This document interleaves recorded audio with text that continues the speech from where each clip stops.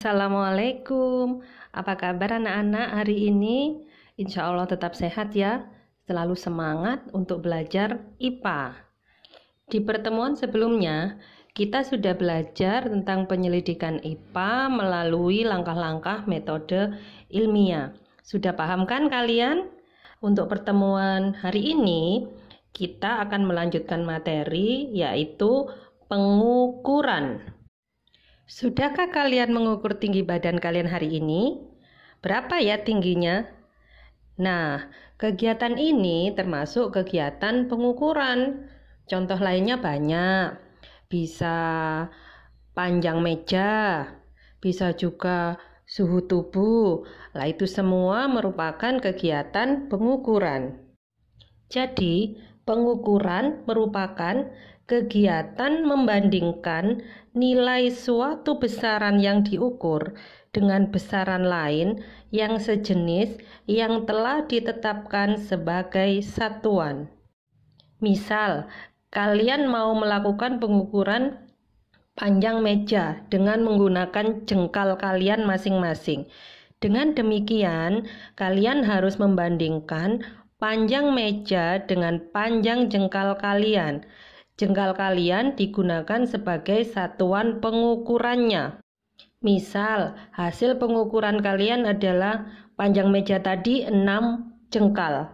Misalnya, ada 3 teman kalian lagi melakukan pengukuran panjang meja yang sama, tetapi menggunakan jengkalnya masing-masing.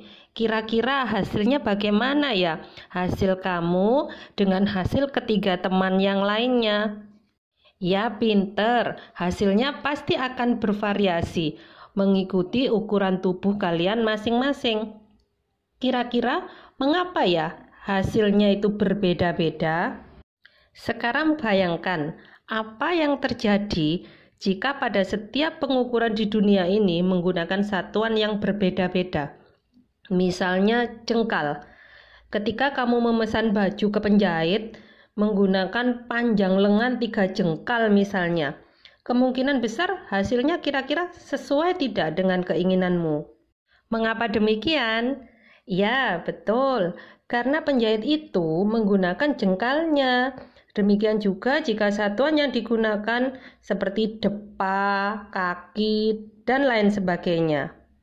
Oleh karena itu, diperlukan suatu satuan yang disepakati bersama untuk semua orang. Satuan yang disepakati ini disebut dengan satuan baku. Contoh mengukur menggunakan satuan baku adalah panjang meja adalah 1 meter. Meter merupakan satuan baku karena meter sudah disepakati secara internasional. Pada pengukuran panjang meja adalah 1 meter, kalian tahu tidak mana yang besaran dan mana yang satuan? Ya, betul, pintar.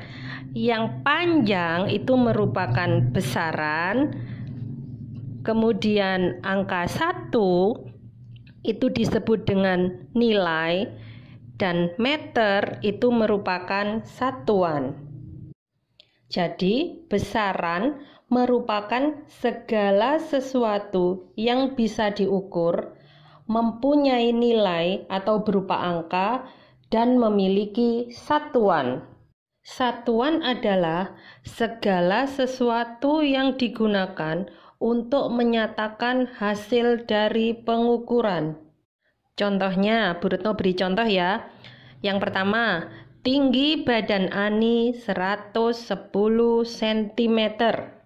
Kalian bisa menentukan mana yang besaran dan mana yang satuan kan? Ya, betul. Tinggi merupakan besaran. Sentimeter merupakan satuan. Dan angka 110 merupakan nilai. Bu Retno beri contoh berikutnya ya.